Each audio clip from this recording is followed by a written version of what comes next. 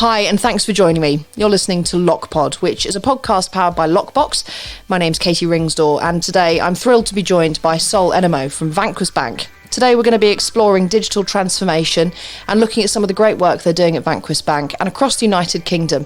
Sol's got some great experience, so I'm really looking forward to our chat today. Sol, thank you very much indeed for joining me today on LOQPOD. I'm really excited to be talking to you about digital transformation. But before we get into it, how about you just give us a bit of background to you and kind of your career? Yeah, sure. So I'm ex-Big Four. I used to work for one of the large consultancies about 20 years ago. I was part of their international digital thought leadership team, but we weren't calling it that then. I think we were calling it something like E this or E that with a small e in front of it. But essentially, I was working on digital strategy initiatives for large clients such as Porsche, Bosch, Coca-Cola, as well as working advising partner level execs on thought leadership. After about 3 years of that, like many people, I left and I set myself up as an interim digital consultant. And I was predominantly working on strategic initiatives with tier one organizations in the banking space. I've co-founded a couple of startups and I've also advised some early stage companies. The last 5 years or so, I've been increasingly involved in business strategy with senior execs in financial service organisations. So obviously your role at Vanquis is head of digital transformation. Now digital transformation is quite a big topic. How could you describe what it actually means? Yeah, sure. So digital transformation essentially is really about large organisations getting with the programme in a way that other sectors have been trying to do or succeeding in doing, I should say, for a number of years. So I'll roll back a bit from that. So I read a book a few years ago called 0 to 1 by Peter Thiel, who was, along with Elon Musk, the other co-founder of PayPal. And in this book, he talks at the early stage about how during the Industrial Revolution, there was loads of technical progress made. So from about 1860 to 1970, society, ramped up from horse power to steam, coal, oil, car, planes, TVs, all the way through to computers, and then allegedly a moon landing in 1969. So we've had a lot of progress. And if you're a child of the 1950s or 60s, for sure you'll be thinking, well, 60, 70 years later, like now, we'd definitely have put a dude or dudette on Mars. But actually, we've only really incremental changes in terms of things like ways of working. So most large corporations in the Western world, most large corporations that are incumbent leaders in lots of sectors, but specifically in financial service, for the last 50 or 60 years, their ways of working have been quite legacy. You've got multi-layered organizations with a certainty mindset linked to kind of, multi-year outcomes, which is just old school, it's outdated, and it's far too slow. And so digital transformation is essentially about moving away from all that to something which is creating an environment which is much more linked to a growth rather than the certainty mindset, supporting organizations to deliver fast and customer-facing outcomes. And obviously you guys are really, really into this at Vanquis. Whereabouts are you on that journey at the moment? And have you kind of come across any major challenges so far? I think I'd be out of business if there weren't any challenges, Katy. But no, thanks for saying we're there. We are all over it, but we're very early. We are literally very early in our journey here, which is part of the reason, I guess, for Vanquis' increased appetite to become a digital first bank. So from our perspective, we've created a strategy which will help us become that digital first bank, and it's completely aligned to Vanquis' 4 pillars, which strategically are cost, digitize, culture, and grow. And as you're probably aware, we've had some great positive outcomes thus far this first quarter, such as an improved website, refreshed branding, look and feel, etc. But also forging relevant partnerships with the right types of external partner, such as yourselves at Lockbox. Where we are though on our journey is just really a reflection of, I think, broader changes that have really been accelerated from the pandemic, with lots of organisations seizing the opportunities that challenge led to, and really saying, actually, what else could we do differently? What else could we do faster, et cetera, et cetera. So we're kind of very early on that journey, but we're excited and we've got a direction in terms of where we're heading. And why is it that it's so important, digital transformation, Sol? Because obviously I've spoken a lot before in the past, and I know you guys at Vanquis, like we are at Lockbox, are very passionate about financial inclusion. And personally, obviously, being a digital geek like I am, I can really see the value in the huge expense associated with transforming incumbent businesses into a digitally focused company. What are the benefits, perhaps more for the consumer, of transforming Vanquis into a more digitally focused bank? Yeah, sure. So I think there's benefits all around. We essentially see digital transformation as business necessity. I think it's something that's even on my LinkedIn profile these days. But essentially, if you think about it, all businesses, if you're in business, you're delivering all the time. So for us, it becomes very much about improving or transforming how well you can deliver, which is usually about how fast you can execute, right?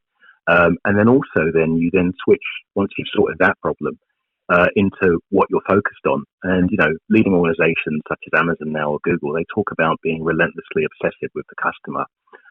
In more corporate organizations, people talk about being customer facing, but really it's usually somebody's boss is the customer rather than the external face of it. And actually, we're starting to see that change. So if you can change up your delivery model, then obviously you can start to focus on what matters, which is the customer. You can use really great data to actually inform what you're working on and how you're solving for the customer, and then go from there. So, in a sense, all organizations start to become much more customer centric. And so transformation for us is really about us starting to pivot towards being an organization which has digital and data at the heart of what we do. I've said very publicly that arguably Vanquis and many leading organizations now, I would say, need to transition from being whatever type of company they thought they were into data companies. And in our case, we would end up being a data company that happens to sell financial products. So if we can transform our system of work, then we can truly become focused on relentlessly obsessing about the customer all day long. One quick example of this is actually, the way that you maybe go about doing proof of concepts or bringing ideas to market. So, inherently in large organizations, and by large, I mean organizations of our size are larger. So this is like, 3,000 people upwards, let's say. You're talking, when you're talking about doing an idea or a proof of concept, you're talking about something that could, take many, many months to kind of land. So we started to introduce a program called Digital Acceleration, which thematically is a way of taking and testing an idea quite quickly. And that might be anywhere between 1 day through to maybe 90 days. Literally earlier this week, Katy, about 20 of us, we did a workshop, which was a 1 hour workshop to solve for a particular problem statement, which essentially, enabled us to come up with something very quickly, which, it was basically just an idea turned into a prototype with some dot voting, but essentially it was something that, people can build on elsewhere in the organization should the time be right, etc. And then obviously a larger example of more full fat proof of concepts, if you will, is basically testing innovative new marketplace ideas and partnerships, such as the one with Lockbox, where we're solving for the client applicants together. That's really interesting, Sol. And I really liked what you said there about, the change about putting data first now. It's almost like turning the old, I suppose, perception of a bank or a financial company on its head, really, and putting data first rather than financial products first, it's a way I've not thought about it before. What have been the biggest challenges that you've faced so far? And is those challenges kind of common? Yes. So yes. Yes and yes. So creating buy-in. And that usually falls into two camps. Sometimes it's linked generally to kind of naivety, lack of knowledge. If you think most kind of organizations that need radical overhauls, they're embedded in terms of the way they do stuff.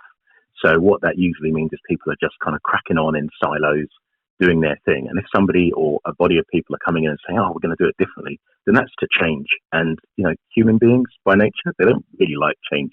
So you've kind of got that side, which isn't linked to the change being seen as bad. It's just linked to the change being in and of itself something different to what people have been used to doing. The other is actually linked to power and control. And if you think about it, inherently, old school ways of working are linked to a certainty mindset. So if you're working on multi-year programs of work, you've got more orthodox ways of thinking and doing. There are kind of systemic challenges linked to people's value being linked to ownership, status, hierarchy, positioning, resources, decision making, and budgets. So it's a big move to kind of run a transformation initiative all the way across and up an organization. So kind of creating buy-in, you're doing that really from trying to get common alignment, our education, build consensus and that kind of thing. But yeah, I've seen different flavors of transformation over the last decade plus. I've witnessed people try and do transformation in an organization from the bottom up, and it's quite hard. I've witnessed people try and do it in just one function, even if that's top to bottom. That's also quite hard. I've also seen people do a flavor where they said, we're going to go big bang, we're going to go everywhere at once. So top down, the leadership team running that organization might have alignment, but if you try and do it everywhere all at once, that's also hard, and it takes quite a long time, which, I've said very, very publicly as well. I'm the head of digital transformation at Vanquis, but I wouldn't be doing my job right if I was here another 5 or 7 years, still called the digital head of transformation, because, it kind of really, for it to be impactful and meaningful, needs to happen and land well with value in a short period of time. And by short, for me, it's like 3 years or less, 1.5 years or less, etc. So there's a lot of choreography involved in making sure that you've got the transformation land right. And I guess one final observation here, thinking of choreography as I say it now, is actually that for me, the last 2 or 3 years working in large financial service organizations has been something that I've started to really, really think about. So, somebody like myself, passionate about change, passionate about the value that knowingly can be demonstrated with successful transformation, landing for sustained success. One of the things I've recognized is that, whilst you're pulling a whole organization forward with you to the new promised land, that actually, what are you leaving behind? And so, an example, there's a large Asia Pacific corporate, again in the FS space, that I'm aware of, and they spent on their transformation program, I think they spent something like $1 billion on their program. And then after launching it, and this is going to be, like a 3-year program, Katy, after they launched it, they realized, oh, crikey, we have to find about another $500 million to cater for all the other changes that they'd neglected to realize was needed along the way. And these are people changes. For example, if you're, my basic example is if you're an ocean liner, as many of these large organizations are, and you need to pivot and turn into a series of mini submarines that then also need to morph into rockets. Well, hey, an ocean liner doesn't pivot. So you're going to need different people with different skills, at different roles, different talent pools, different use cases and different times. But you also still need the existing business or the existing ocean line or whatever, analogy, I want to use there. You also need that to still kind of be steady until such a time as you don't need it. So, there's a big challenge in terms of transition states, which a lot of transformation programs overlook. So, we haven't overlooked it. I won't say we've got everything right, but we're mindful of it. But it's one that I've seen a lot of places come across from because they've neglected the fact that they need to be almost at sometimes running 2 businesses at the same time, the existing as well as the future ambition. That's true. And I like what you were saying about, obviously, you won't be doing your job properly if you're still here in 10 years' time. So you'll be Sol, head of digitally transformed, I'd say, in the next 3 to 5 years. So when actually talking about that, what does it look like? What does it look like at the end of this journey for you? When will you be able to kind of tick that box and say, right, my job here is done? Yeah, no, great shout. Yeah, so... we've been very candid, right? So, we're early in our journey, but the intent is there, and it's known from our kind of our board and our exco layer, and we're starting to permeate that across the business now. So, we're early, and it's about brilliant basics for us this year in 2021. It's about saying, look, we've kind of got some good foundations, but there's other areas where we could improve our digital kung fu or even our business agility across the wider organization. So, we've just launched in this first quarter a new website. That's brand refresh. That optically makes it much more contemporary versus the site that hadn't really had a look and feel cosmetic change for a number of years. But then also we've embedded in improved MI. So every single element of every single page now is tagged, whereas before, in candidness, it was a bit hit and miss in terms of what journeys you could track and what you wanted to get out of that. So now we're measuring everything, and we're measuring what matters. So this year is a foundational one, and then we're going to be moving, outcome-wise, into the promised land in the next year and a half, 2 years, which essentially is going to be us a much more digitally confident organisation. We're going to have a bit of swagger, dare I say it. We're going to have a bit of savvy because we'll have built the credibility from delivering stuff that is relevant to us, supporting commercial imperatives. So, we're getting a pat on the back, or, our CEO's got breathing space from the city. But then also, colleagues are proud to work here. New people want to come in. So, there's a talent lens to all of this as well, to be clear. We've recently hired some great additions from places like Monzo and other startups that have a kind of a good sway in the wider marketplace. So people coming to us, that's going to be part of this piece as well. But ultimately, it's about the customer. So for us, we want to be offering meaningful products genuinely to our customer base, and our specific customer base, as you'll be aware, is we're in kind of like a very novel position in the marketplace. In the way that tier one banks wouldn't necessarily cater to some of our market, and we really have strong, deep expertise and understanding of those particular customer types. So we'll be continuing to offer them services. We're excited about the range of things that we can offer them, given that we are a bank as opposed to just a lender.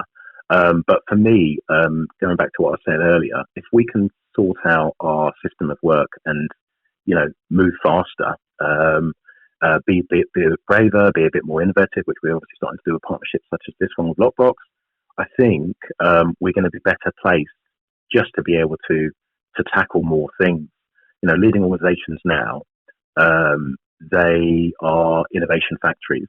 So really, they've solved that first, how fast they can deliver stuff, and therefore people are spending their time on insight work, looking at data, reading it, and saying, "Oh, what if we did this? What if we did that?" So, for example, in our case, we have just under 2 million customers routinely, and about 16% of those customers happen to be small business owners. So these are people who are not, IT professionals that are on a couple $100,000 a year, but rather these are people who are butcher, baker, candlestick maker, or operate in the gig economy, Uber drivers, delivery cyclists with a couple of different gigs as their hustle to make ends. And we've seen some stark behaviour changes during the pandemic. And so, one of the things that we're increasingly curious about, I should say, is how can we support those people during this period of time? And there are lots of ways that we can do that. It's just going to become about how quickly we can execute stuff that's meaningful and effective quite quickly. Yeah, and that agility really is important. I have to say, you mentioned earlier your new website. It's props to you and the team because it's a really lovely website, I have to say. So well done there. So you were saying, obviously, you've got stacks of experience in this space of transformation in the digital area. I think you mentioned you've been doing this for about 10 years now. How have you seen your job change? Because obviously, the rate of change within this space is so fast and so big. How's your role kind of changed over the decade? Yeah, so I think digital has become front and center. When you talked about digital transformation 10 years ago, digital equaled IT, and it was just some dudes. And being candid, it was mainly dudes, right, in a corner, in a basement, tinkering with some stuff, and it wasn't necessarily linked to commercial outcomes. It was almost like, the transformation equals some hardware, some software. So if I think back 10 years ago, people had just started to talk about cloud as opposed to physical servers and, other bits and pieces like that. Whereas what you're seeing in the last 2 or 3 years is conversations generally at the leadership layer. I remember being at Lloyd's in 2013, I think it was 2012. Lloyd's Banking Group, they promoted whoever I think was the, a key face within their kind of technology or delivery function to literally be, I think, a CDO. Let's call him a chief digital officer as it was, and he was reporting directly to the CEO. And the uproar the uproar at the time. People were like, "How bloody dare they?" Put somebody from that kind of service function front and center. But they were very early with their transformation, which cascaded to lots of organisations. And now people don't think twice about having people who are closer to what historically was support functions like IT or marketing, them being on the top table and literally having a voice there. So that's kind of one change. The other is that I think societally we're all very savvy now. So everybody's got not just a phone, but everybody's routinely got like a smartphone, whether they're on minutes or monthly contract or pay as you go. So the intersectionality of our public, business life, where you're kind of used to doing certain things, versus the expectation that we have in our personal lives in terms of me being able to swipe and do an Uber Eats, which I'm going to do later for the family, or order a cab with ease, etc. All of that kind of that savviness and that expectation as a customer in our personal life has come front and center into business life. So you could literally, for example, be in a proof of concept workshop or an ideation workshop, and most people in that session will have the ability and confidence to chime in, and rightly so, to say, well, actually, what about this as a user? What about that as a user? Because they've got lived experiences of actually swiping and liking and all the rest of it as well. So I've kind of seen that as well in terms of, it become very, very pervasive. I think the last thing though is we've seen, again, commercial success in the last decade of organizations that literally didn't exist the previous decade. So I'm thinking of, Airbnb. I'm thinking of Uber, actually. And then the organizations that have really, just turned into monoliths, GAFA, Google, Apple, Facebook, Amazon, they didn't exist more than 20, 25 years ago. And again, and I've tried a lot of this, the nerd part of me, thinking about change and transformation. So there was a Harvard Business Review that I read a couple of years ago, and that crystallized a lot of my thinking. And it talked about the fact that, 50 or 60 years ago, the organizations that were leading organizations in, bourses such as the New York Stock Exchange or the FTSE 100 indexes, they had been around for, decades. And they expected to stay in those listings for decades. And that informed pension plans and all the rest of it. But actually, in the last 20 years, but really acutely in the last decade, the organizations that are making up those listings now, whether it be, 15, 12 years ago, or Twitter or Facebook, through to, Uber, Tesla, etc. These organizations have been around just for moments, basically, but they're there. And so it doesn't take that long to get a listing now, relatively, because people have got that digital first mindset. Those organizations that we've mentioned in the last couple of minutes, they're all organizations that not uniquely, but inherently, their business practices, their mindset, how they set themselves up is digital first. It's one, business agility. Data is at the heart of what they're doing. They're moving fast. They're doing lots of experiments. They're making incremental bets. They're innovation factories. And so that's been the biggest change that I've seen. And so, off the back of that, established incumbent organizations have now said, oh, crikey, actually, we get it. We see it now, because actually there is a commercial outcome. It's not just some dudes tinkering with something. There is a commercial outcome to these things. And so how can we become almost entrepreneurs and, reinvent ourselves so that we can kind of do more of this? Yeah, you're absolutely right. And I was just, you spurred on a memory for me there, because I worked at one of the big banks in Canary Wharf about 10, 11 years ago, and we employed a head of digital, and everyone was like, what does he do? Like, he doesn't work in IT.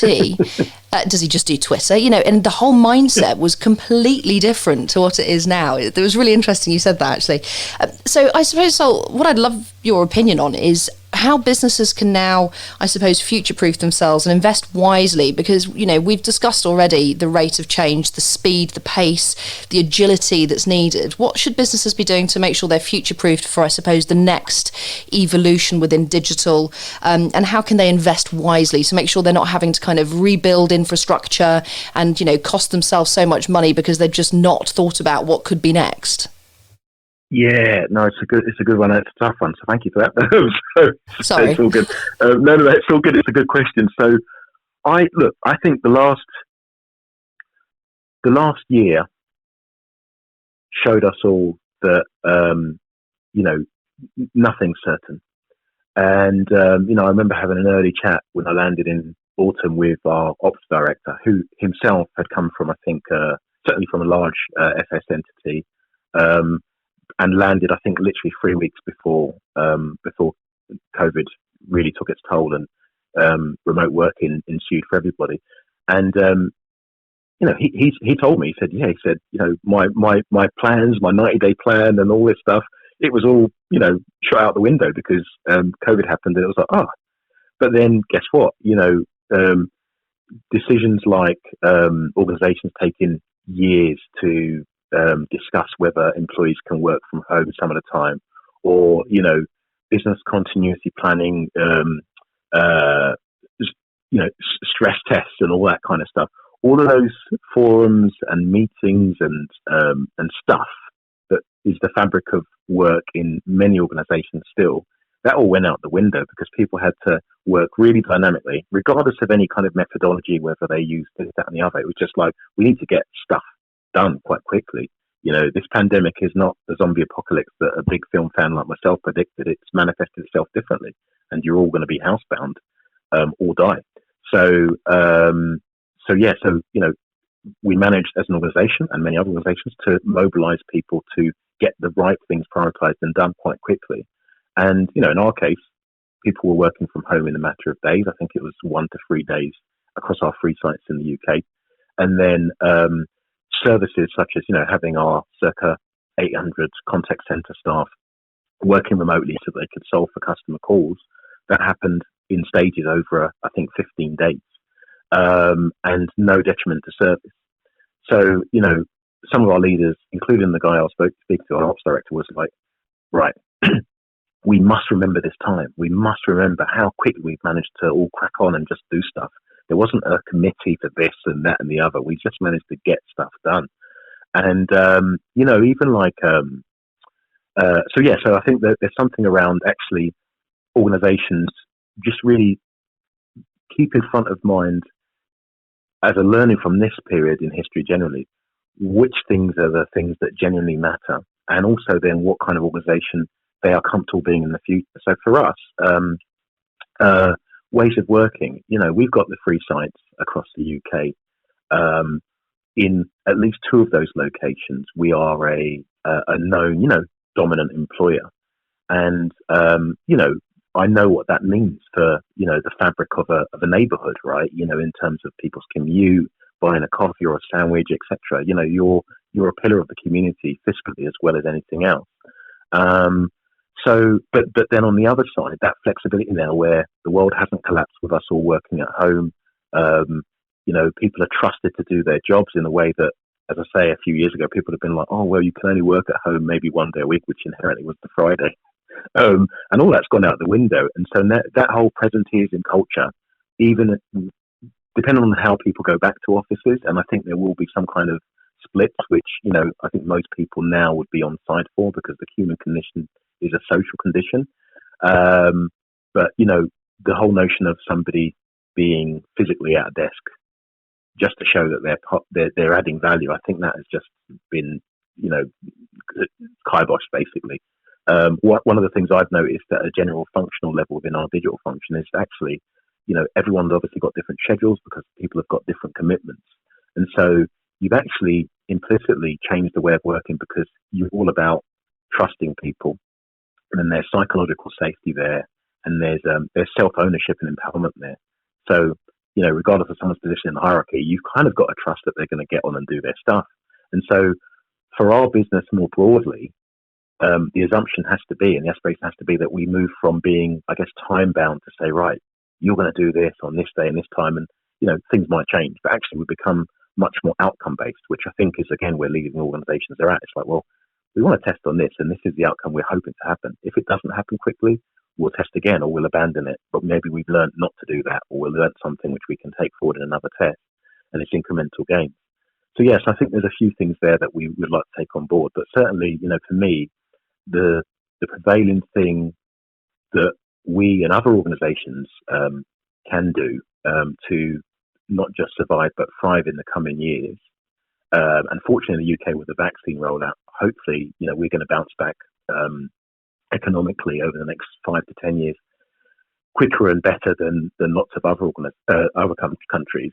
But the prevailing thing we can do is now use the insights from this pandemic to say, do you know what? We can actually build a new system of work, which is one linked to pace and agility. And then actually, as I said at the top of this call, what we're working on, you can then really focus people's time on that, because that's where you're going to derive the value. Yeah, you're absolutely right. Well, Sol, thank you so much. I've really enjoyed our conversation. It's been great to hear your experiences and to steal some of your knowledge as well, actually. So thank you very much indeed for your time. Pleasure.